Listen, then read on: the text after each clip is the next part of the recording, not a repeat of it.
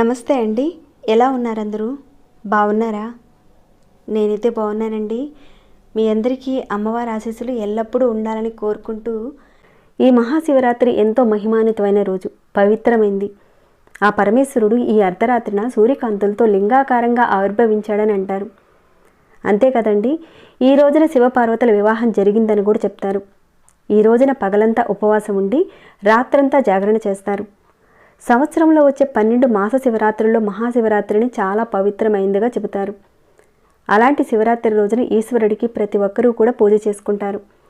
కానీ ఇక్కడ చెప్పబోయే పూజ రాత్రి 11:43 నుంచి రాత్రి 12:31 లోపుగా చేసుకోవాలి. ఇది లింగోద్భవ కాలం అండి.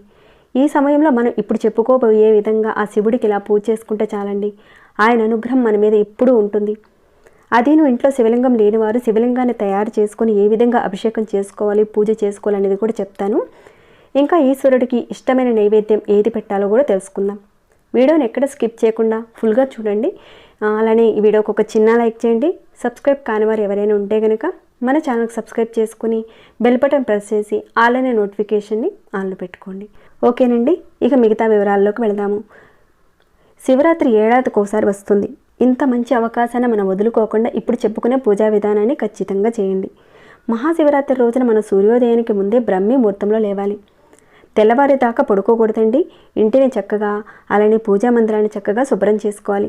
పూజా మందిరంలో శివుని యొక్క ఫోటో కానీ లేదంటే శివపార్వతుల ఫోటో కానీ పెట్టుకోవాలి. ఉదయం పూట అలానే ప్రదోష కాలంలో కూడా పూజ చేసుకోవాలి. కానీ ఇప్పుడు చేయబోయే పూజ ఎన్ని గంటలకు చేయాలో మనం తెలుసుకున్నాం కాబట్టి మీరు చేయడానికి ముందే అన్నీ ప్రిపేర్ చేసుకోవాలి. అదేంటంటే ముందుగా మన ఇంట్లో ఉన్న వాటితోనే శివలింగాన్ని ఎలా తయారు చేసుకోవాలనేది చూద్దాం. ఇక్కడ ఒక మంచి కళాయిలో కొద్దిగా స్వచ్ఛమైన నీళ్లు తీసుకోండి. ఇక్కడ చూపిస్తున్నాను కదండి, ఏ మాత్రం తీసుకుంటే చాలు. ఆ నీళ్లు బాగా మరిగేలా చేయండి. ఇక ఈ నీళ్ళల్లో మీరు ఏది కూడా వేయనవసరం లేదండి. దీంట్లోకి సరిపడా, అంటే అది తెల్ల కాగేలా చేసిన తర్వాత దీంట్లో సరిపడా ఎంత కావాలో అంత బియ్యం పిండిని తీసుకుంటే చాలు. ఒక 1 స్పూన్ తీసుకుంటే సరిపోతుందండి. ఈ నీళ్ళల్లో ఈ బియ్య పిండి కొద్ది కొద్దిగా వేస్తూ, ఉండలు కట్టకుండా కొద్ది కొద్దిగా వేస్తూ ఉడికేలా చేసుకోవాలి. ఇదిగోండి, ఇంత ముద్ద అయితే సరిపోతుంది. అంటే 1 స్పూన్కి ఈ మాత్రం వస్తుంది. ఈ పిండి ముద్దకి కొద్దిగా నెయ్యిని వేసి బాగా కలపాలండి. మీరు పెద్దదిగా శివలింగం చేయాలనుకుంటే కొంచెం ఎక్కువే తీసుకోండి బియ్య పిండిని. ఇప్పుడు మీరు చూస్తున్న ముద్ద వస్తే చాలండి. శివలింగాన్ని మనము పచ్చి బియ్య పిండితో చేసుకోకూడదండి. ఉడికించిన అన్నంతో చేసుకోవచ్చు, లేదంటే ఇలా ఉడికించిన బియ్య పిండితో చేసుకోవచ్చు. అలానే నది ఒడ్డున ఉన్న మట్టితో కూడా శివలింగాన్ని తయారు చేసి మహాశివరాత్రి రోజున మనం చక్కగా పూజ చేసుకోవచ్చండి. లేదంటే ఇలా చేసి పూజ చేసుకున్నా కానీ మనకున్న ఆర్థిక ఇబ్బందులు తొలగిపోతాయని చెప్తారు. అది కూడా ఈ మహాశివరాత్రి రోజున చేస్తే చెప్పేదే ఉందండి, మరింత ఫలితాలు పొందే అవకాశాలు ఎక్కువగా ఉంటాయి. ఇంట్లో యథావిధిగా మీరు పూజ చేసుకున్నా ఈ రోజున శివాలయానికి వెళ్ళండి. ఇంకా ఈ రోజున ఉపవాసానికి పండ్లు, పచ్చిపాలు ఇలాంటివి తీసుకోవచ్చు. కానీ ఉడికించినవి, వండినవి మాత్రం అస్సలు తీసుకోకండి. కానీ మీరు శివాలయానికి వెళ్ళారనుకోండి, అక్కడ పెట్టే పలహారాన్ని తీసుకోవచ్చు. ఉపవాసం చేస్తున్నా కానీ అక్కడ పెట్టే పలహారాన్ని తీసుకోవచ్చు. ఉపవాసం చేస్తున్నామండి మాకు వద్దని మాత్రం అనకండి, తీసుకోవాలి మీరు. ఎందుకంటే ఇక్కడ దేవుడికి నివేదించింది కాబట్టి ఏమాత్రం అనుమానం పెట్టుకోకుండా తీసుకోవచ్చు. ఇక ఈరోజు మీరు ఉపవాసం చేస్తారు కాబట్టి మీరు మంచం మీద కూర్చోవడము, కుర్చీలో కూర్చోవడం అలాంటివి మాత్రం చేయకూడదండి. నేల మీద కానీ లేదంటే కాస్త చాప వేసుకొని కూర్చోవచ్చు. పూజ చేసేటప్పుడు మనం భస్మాధారణ చేసుకొని పూజను మొదలు పెట్టాలి. ఇక ఈ బియ్య పిండిలో కొద్దిగా నెయ్యిని వేసి బాగా కలిపి ఈ బియ్య పిండి ముద్ద చల్లారిన తర్వాత మనం బియ్య పిండి ముద్దని ఒక 2 భాగాలుగా చేసుకొని దానితో శివలింగం షేప్ వచ్చేలా ఈ విధంగా తయారు చేసుకోవాలండి. ఇదంతా మీరు పూజ చేసుకోవడానికి ముందే ప్రిపేర్ చేసుకోండి. తర్వాత మరొక గిన్నెలో విభూతి తీసుకోండి. భస్మం అండి, విభూతి తీసుకొని దాంట్లో కొద్దిగా స్వచ్ఛమైన నీళ్లు వేసి పేస్ట్ లాగా ఇలా తయారు చేసుకొని ఇక మనం చేసుకున్న శివలింగం ఉంది కదండి, దానికంతా కూడా చక్కగా ఈ భస్మాన్ని పట్టించాలి. ఎందుకంటే ఈశ్వరుడు తన శరీరం అంతా విభూతి పూసుకుంటాడు కాబట్టి ఇలా తయారు చేసుకున్న శివలింగాన్ని మనం పూజిస్తే మనం అనుకున్నవన్నీ కూడా సిద్ధిస్తాయని చెప్తారు. అదే నువ్వు శివలింగాన్ని పెట్టుకొని నియమాలు పాటించలేని వారు ఉంటారు కదండి. కాబట్టి శివరాత్రి రోజున ఈ విధంగా చక్కగా శివలింగాన్ని తయారు చేసుకుని పూజ చేసుకోవచ్చు. మనం శివలింగానికి పూజ చేసినంత అనుభూతి పొందొచ్చండి. ఇక మీకున్న దారిద్ర్య బాధలు పోవాలంటే ఇప్పుడు చూపించే విధంగా అర్ధరాత్రి రోజున లింగోద్భవ కాలంలో చేసుకుంటే ఇంకా చాలా మంచిదండి. తనను నమ్మి పూజిస్తే రాక్షసులను కూడా అనుగ్రహించి వారు కోరుకున్న కోరికలను ప్రసాదించి బోళాశంకరుడు ఆయన. అలాంటిది మనం ఇలా శివలింగాన్ని తయారు చేసి శంభో శంకర అని అనుకుంటూ పూజ చేస్తే మన మొర ఖచ్చితంగా ఆలకిస్తాడండి. అయితే ఆరోగ్యం బాగోలేని వాళ్ళు ఈ రోజున ఉపవాసం చేయకపోవడమే మంచిది. ఈ రోజున ఎట్టి పరిస్థితుల్లోనూ మాంసాహారం తీసుకోకండి. తెల్లవారైపోయిందాకా మీరు నిద్రపోకూడదు. అలానే ప్రదోష సమయంలో నిద్రపోకూడదు. అయితే ఈ రోజున శివ పూజలో మీరు మొగలి పూలను మాత్రం అస్సలు ఉపయోగించకండి. అలాంటి పవిత్రమైన రోజున శివుడికి ఒక్క చెంబుడు నీళ్లతో అభిషేకం చేసుకుంటే చాలండి, ఆయన పొంగిపోతాడు. ఎందుకంటే ఆయన అభిషేక ప్రియుడు. అభిషేకం చేసే టైంలో మన ఒంటిపై ఉన్న చెమట పొరపాటును కూడా పడకూడదని అంటారు. ఇది కాస్త జాగ్రత్తగా ఉండండి, పడితే మహాపాపమని చెప్తారు. ఇక ఈ రోజున ప్రతి ఒక్కరూ కూడా ఉపవాసం ఉండి ఓం నమ శివాయ, ఓం నమ శివాయ అనే పంచాక్షర మంత్రాన్ని జపిస్తూ ఉండాలి. ఇక ఆసనం అనేది ఏర్పాటు చేసుకుని దాని మీద తెలుపు రంగు వస్త్రాన్ని పరిచి దాని మీద శివుని ఫోటో పెట్టుకోవాలి. ఇక ఫోటో ఎదురుగా ఒక 2 తమలపాకులు పెట్టి ఆ తమలపాకుల మీద కొద్దిగా విభూతిని వేసి దాని మీద ఈ శివలింగాన్ని పెట్టాలి.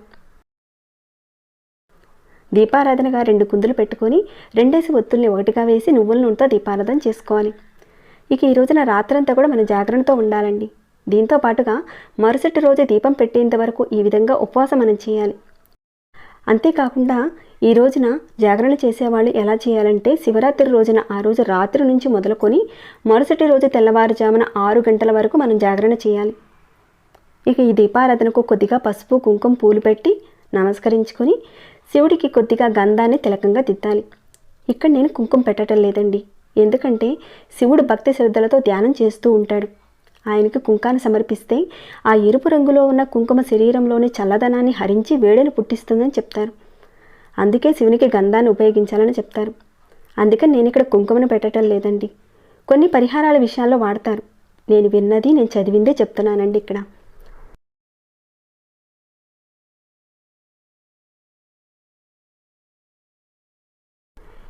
ఇక ఇక్కడ శివస్వరూపమైన రుద్రాక్షల్ని ఒక 2 అక్కడ పెట్టానండి.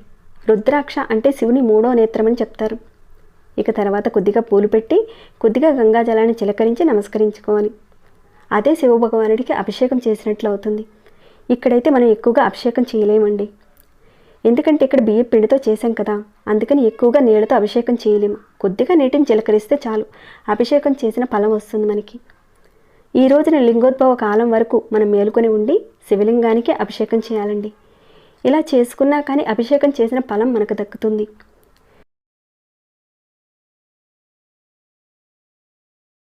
ఇక అక్కడే శివునికి ఇష్టమైన నైవేద్యాలను పెడుతున్నానండి. ఒక దాంట్లో వచ్చి ఎండు ద్రాక్ష అండి, అలానే 2వ దాంట్లో కొబ్బరి ముక్కలు, ఇక 3వ దాంట్లో ఎండు ఖర్జూరాలు. ఈ నైవేద్యాలు శివునికి చాలా ఇష్టమైనవండి. ఈ 3 పెట్టాలనేం కాదండి, కనీసం ఒక్కటి పెట్టినా చాలు.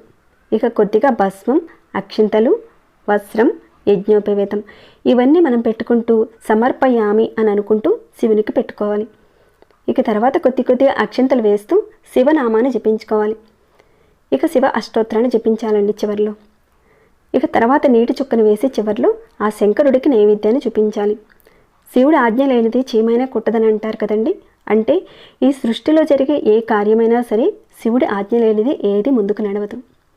ఈ మహాశివరాత్రి రోజున లింగోద్భవ కాలంలో బియ్యపిండితో చేసిన శివలింగాన్ని మనం పూజిస్తే కనుక మనకున్న కోరికలన్నీ తీరడంతో పాటు ఆయన యొక్క అనుగ్రహం మనకు కలుగుతుంది. ఇక పూజలో మీకు వీలైనన్ని బిలవపత్రాలతో పూజ చేయడానికి చూడండి. ఆయనకి చాలా ఇష్టం అండి. ఒక్క బిలవపత్రం పెట్టి పూజిస్తే చాలండి, శివానుగ్రహం కలిగి అష్టైశ్వర్యాలు అనేటివి ప్రాప్తిస్తాయి, అప్పులు బాధలు తొలుగుతాయి, ఆర్థికంగా నిలదొక్కుంటారు, మంచి ఫలితాలు అయితే వస్తాయి. ఇలా ఈశ్వరుడికి పూజ చేయడానికి చూడండి. మనకున్న కోరికలను తొందరగా నెరవేర్చుకోవాలంటే ఆయనకి ఇలా పూజ చేసుకుంటే చాలండి. అభిషేకం చేస్తేనే ఆయన అనుగ్రహిస్తాడనేం లేదండి. ఆయన ఫోటో పెట్టుకొని పూజ చేసుకొని కూర్చొని ఆయన నామాన్ని జపిస్తే చాలండి, ఆయన ఎంతో పొంగిపోతాడు. మనం పూజించిన శివలింగాన్ని పూజ అయిపోయిన తర్వాత మరి ఏం చేయాలి అని మీకు అనిపించవచ్చు, అది కూడా చెప్తానండి ఇక్కడ. ఇలా మనం శివలింగాన్ని పెట్టుకుని పూజ చేసుకున్న తర్వాత రోజున ఉదయం లేచి స్నానం చేసుకుని ఆ శివలింగానికి మళ్ళీ పూజ చేసుకున్న తర్వాత దీపారాధన కొండెక్కిన తర్వాత అప్పుడు శివలింగాన్ని కదిలించి ఒక బౌల్లో తగినన్ని నీళ్లు తీసుకొని మనం దానిలో నిమజ్జనం చేయాలి. శివలింగం చిన్నదే కాబట్టి పెద్దగా నీళ్ళైతే అవసరం పడవండి, కొద్దిగా తీసుకుంటే చాలు. అలా నిమజ్జనం చేసిన నీళ్ళని క్రోటన్ చెట్టుల్లో పోసేయండి. లేదంటే మీకు దగ్గరలో ప్రవహించే చెరువుల్లో కానీ నదుల్లో కానీ అలా తీసుకువెళ్ళి నిమజ్జనం చేసేయచ్చు. ఇలా పూజ చేసుకుంటే మనం తెలియక చేసిన తప్పులు ఏమైనా ఉంటే అవన్నీ కూడా పటాపంచలైపోతాయండి. మీకున్న కష్టాలు సమస్యలు అన్నీ కూడా తొలగిపోవాలని పంచాక్షర మంత్రాన్ని జపిస్తూ ఉండాలి తెల్లవారే వరకు. ఈ మహాశివరాత్రి రోజున ఎవరైతే ఈ విధంగా చేస్తారో వారింట్లో ఎప్పుడు ధనధాన్యాలతో తొలతూగుతారు. అంటే ఎంత పేదరికం ఉన్నా కానీ త్వరలోనే ధనవంతులవుతారని మన శాస్త్రాల్లోనే వివరించబడిందండి. సో తప్పకుండా ఈ విధంగా చెప్పుకునే విధంగా శివలింగం లేనివారు బియ్యం పిండితో ఆయన్ని ప్రతిష్ఠించుకొని చక్కగా పూజ చేసుకోండి. ఆయన యొక్క అనుగ్రహం మీ అందరికీ కలగాలని నేను కోరుకుంటున్నాను. ఇక ఈ వీడియోని ముగిస్తున్నాను. మరి ఈ వీడియో మీకు నచ్చిందండి, మీ అందరికీ ఉపయోగపడిందని నేను భావిస్తున్నాను. మరి ఈ వీడియోకి లైక్ చేయకుండా ఉంటే ఒక చిన్న లైక్ చేయండి.